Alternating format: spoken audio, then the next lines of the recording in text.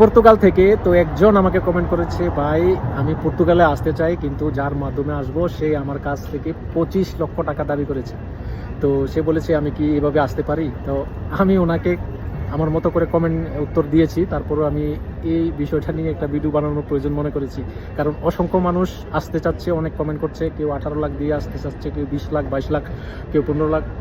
এইভাবে যেভাবে পারছে তারা এই টাকা যারা দালালি করে এইভাবে মানুষকে ঠকিয়ে কিন্তু এইভাবে লোক আনতেছে। কিন্তু দালাল এই কারণে বলছি, কাজ ছাড়া সে কাজ দিবে না, শুধু যারা আনতেছে কাজ ছাড়া। একজন আমাকে ফোন দিয়েছে, আমি অলরেডি চলে আসছে কিন্তু কাজ নাই।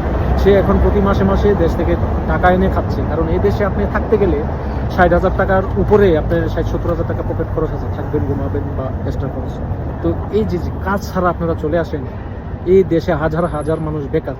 তো আপনি কাজ ছাড়া কেন চলে আসবেন? সে যদি আপনাকে বলে যে কনফার্ম আমি কাজ দিতে পারবো বা কাজটা থাকবে, তাহলে আপনি আসতে পারেন। কিন্তু 20 লক্ষ, 22 লক্ষ, 25 লক্ষ টাকা দিয়ে কেন?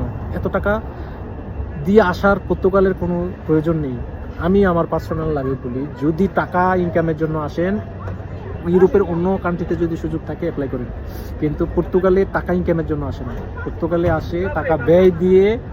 পাসপোর্ট কবে বানাবে? কারণ এদেশে অতি তাড়াতাড়ি পাসপোর্ট অ্যাপ্লাই করা যায়, অতি তাড়াতাড়ি ডকুমেন্ট পাওয়া যায়, কিন্তু পকেটে প্রচুর টাকা ব্যয় দিতে হয়।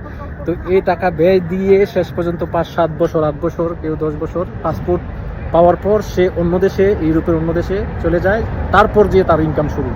তো শুরুতে কিন্তু এই যে লং টাইম আপনাকে কষ্ট করতে হবে। তো আপনি 25 লক্ষ টাকা দিয়ে যে আসতেছেন, আপনি এখানে 25 লক্ষ টাকা ইনকাম করতে পারবেন?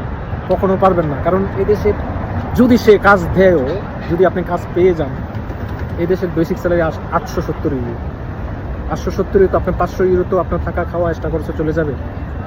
870 ইউরোতে 500 চলে গেলে আর কত থাকে? আপনি তো বেশি প্রফিট করতে পারতেছেন না, আপনি দেশে টাকা পাঠাইতে পারবেন না, এটা 100%। কিন্তু কাজ পাওয়ার পরও যদি কাজ না পান, বা আসার পর 2 মাস বা 1 মাস পরে কাজ চলে গেল, তখন তো আপনার কপালে দুঃখ।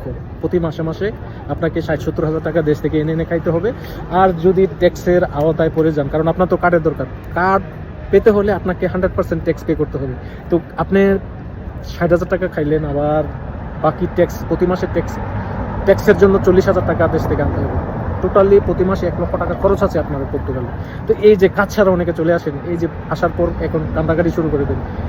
কাজ তো আপনি পাবেন তখনই যখন পর্তুগিজ ভাষা জানবেন, তখন যে কাজ ম্যানেজ করতে পারবেন। তো আপনি শুরুতে তো পর্তুগিজ ভাষা জানবেন না। তো অনেকে বলবেন যে আমরা তো ভালো আছি। ভাই আমরা প্রচুর, আমি ইউরোপে অন্য দেশে 5 বছর থাকার পরেও আমি 20 লক্ষ টাকা